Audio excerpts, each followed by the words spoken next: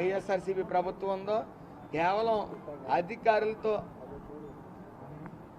అవసరం లేని కేసులు, అవినీతి కేసులు బనాయించడం, అందరి మీద ఇంచుమించు మచ్చలేని రాజకీయ జీవితం గడిపిన చంద్రబాబు నాయుడు గారి మీద కూడా అవసరం లేని అభియోగాలు చేసి జైల్లో పెట్టడం, ఆయన కడిగిని ముచ్చులా బయటకు రావడం చూసాం.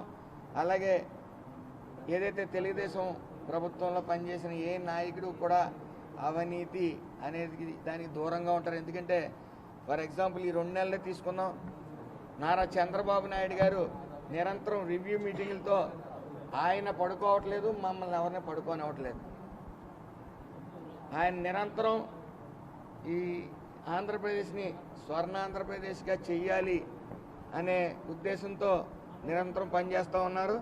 ఈ ఏదైతే ఈ వైఎస్ఆర్సీపీ ప్రభుత్వం ఉందో అవసరం లేని అభియోగాలు, ఫర్ ఎగ్జాంపుల్ మొన్నే తీసుకోండి, 34 మందిని మర్డర్ చేశారని లబోదిబోని నల్ల కండువాలు వేసుకుని సేవ్ డెమోక్రసీ అంటూ సిగ్గులేని మొఖాలు వేసుకుని అసెంబ్లీలోకి రావడం జరిగింది.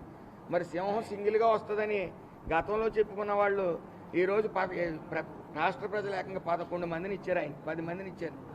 ఆ 10 మందితో కూడా అసెంబ్లీకి రాని వైనం అంటే అక్కడ ముఖ్య ఉద్దేశం అవినీతి గురించి ప్రశ్నిస్తారో, మన ముఖం ఎక్కడ పెట్టుకోవాలో, రాష్ట్ర ప్రజలకు ఎలా చూపించుకోవాలో తెలియకే అసెంబ్లీకి రావటం ముఖం చాటేశారు.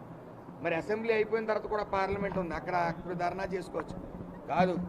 ఆ రోజే ధర్నా చేయడం, 34 మంది మర్డర్ అయిన వాళ్ళు పేర్లు ఇవ్వండి అయ్యా అంటే ఒక్క పేరు కూడా చెప్పలేని వైనం. ఈ వైఎస్ఆర్సీపీ ప్రభుత్వం ఇంకా మళ్ళీ ఫామ్ అవటం ఈ రాష్ట్రంలో చూడం మనం. ఎందుకంటే ప్రతి వ్యవస్థని కొట్టారు కాబట్టి, ప్రజలు గుర్తించారు కాబట్టి ఇవన్నీ 11 సీట్లకు పరిమితం చేశారు.